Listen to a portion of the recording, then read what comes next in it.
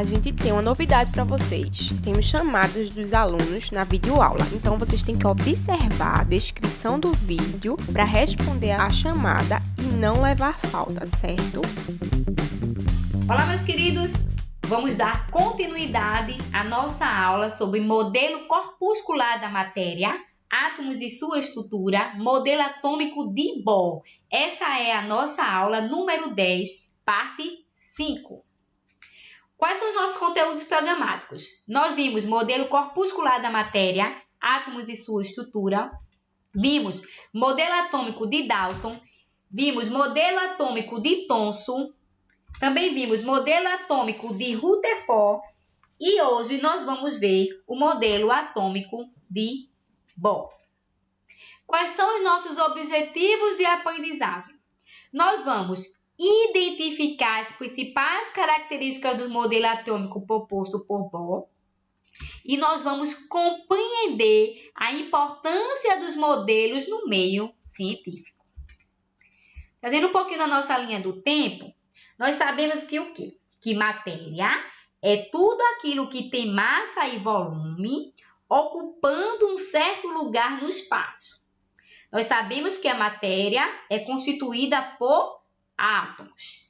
Vimos que o termo átomo ele foi estabelecido pelos filósofos Demócrito e Leucipo. E que, para os filósofos Demócrito e Leucipo, a matéria era composta de pequenas partículas não divisíveis, que ele chamou de átomo. Retomando um pouquinho das ideias de Demócrito e Leucipo, John Dalton propôs uma teoria atômica para explicar a composição da matéria.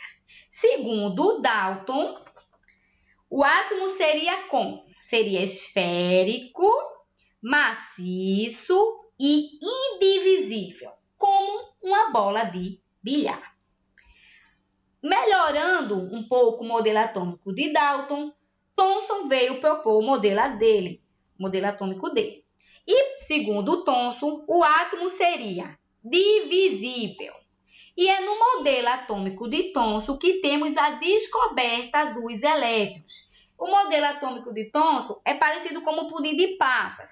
Fazendo analogia aos nossos dias atuais, ele é parecido com um panetone. Logo em seguida veio Rutherford. Para Rutherford, o átomo era um grande vazio, onde teríamos o núcleo e os elétrons. E hoje nós vamos falar do modelo atômico proposto por Bohr. Nas teorias atômicas modernas, nós sabemos que elas são o quê? Elas são propostas baseadas em resultados experimentais. Elas foram adaptadas ao longo do tempo e elas são essenciais ao desenvolvimento da química. Na teoria atômica, nós temos a proposta por Dalton, a por Thomson, a por Rutherford e a por Bohr, que é a que nós vamos ver hoje.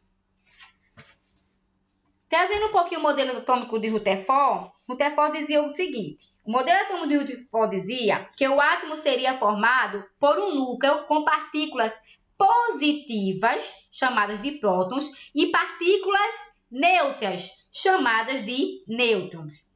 Além de uma eletrosfera, que seria uma região vazia, onde os elétrons ficariam girando ao redor do núcleo.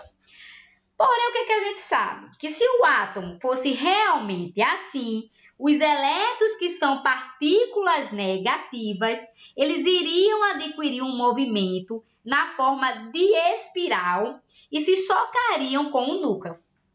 Então, a gente deixaria de ter a matéria. Então, Bohr, ele propôs algumas modificações no modelo atômico de Rutherford. Segundo Bohr, os elétrons eles movem-se ao redor do núcleo atômico, mas em órbitas circulares. Então, segundo Bohr, os elétrons eles estão distribuídos em camadas ao redor do núcleo. Ele admite, né, a existência de 7 camadas eletrônicas, designadas pelas letras maiúsculas K, L, M, N, O, P e Q. E à medida que as camadas elas vão se afastando do núcleo, aumenta a energia dos elétrons nelas localizadas. Vamos ver aqui um pouquinho. Então, a gente tem aqui um exemplo de um átomo com o núcleo, né, as camadas K, L, M, certo? E os elétrons ao seu redor. Continuando aqui, né? K, L, M, N, O, P e Q. E o núcleo. Então, a gente viu, segundo Bohr, né, que a energia vai aumentar de acordo com as camadas, certo? Mas aí, Bohr, ele trouxe os postulados dele, né? E o que é que os postulados de Bohr diziam nos experimentos dele? Ele disse que os elétrons, eles orbitam, né, ao redor do núcleo em orbitais, né, em órbitas circulares de energia definida e constante, sendo constante. Ele também dizia que os elétrons assumem valores definidos de energia, dado pela órbita a qual se encontra, denominada de camadas energéticas ou níveis de energia. Espontaneamente, os elétrons não perdem e não ganham energia, e deste modo, ele dizia que o elétron se encontra numa órbita estacionária.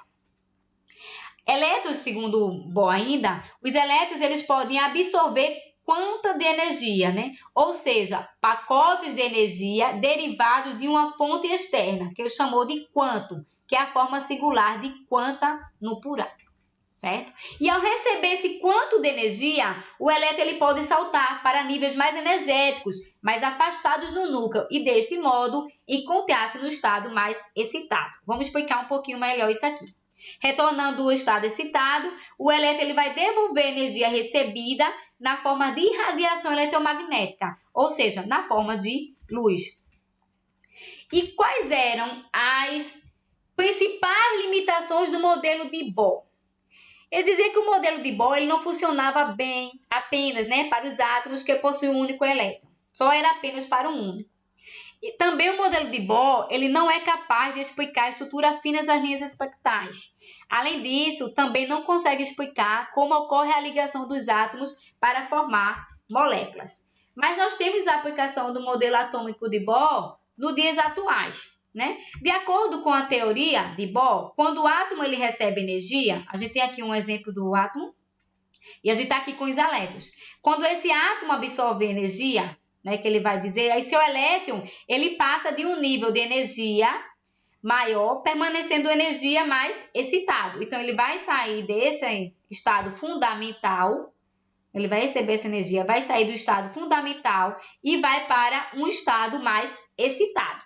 Ao retornar à órbita original, esse elétron excitado, ao voltar para a sua órbita original, esse elétron ele vai liberar a energia absorvida. E essa energia liberada, ela sai na forma de luz. E no nosso dia a dia, a gente vê isso nos fogos de artifícios. A gente pode ver isso aí. Então, o que é que a gente pode concluir nisso no geral? Que o modelo de Bohr era como? O modelo do átomo de Bohr era um sistema planetário, onde os elétrons se organizam na eletrosfera na forma de camadas, certo? Trago aqui algumas atividades para vocês. Dá para vocês fazerem as questões tranquilamente, de acordo com a nossa videoaula. Preste atenção nas videoaulas. Tirem dúvidas, caso necessário, certo? E respondam todas as questões. Temos 4 questões, dá para vocês fazerem tranquilamente. Tá bem? Boa atividade para vocês. Eu trago mais algumas informações para vocês. Que as correções das atividades, elas se encontram na plataforma Classroom. Vocês podem e devem revisar o assunto abordado no livro didático. E nós também fazemos nas nossas videoconferências para corrigir as atividades. Então, não percam, certo? Muito obrigada por hoje. Beijos, se cuidem. Até breve.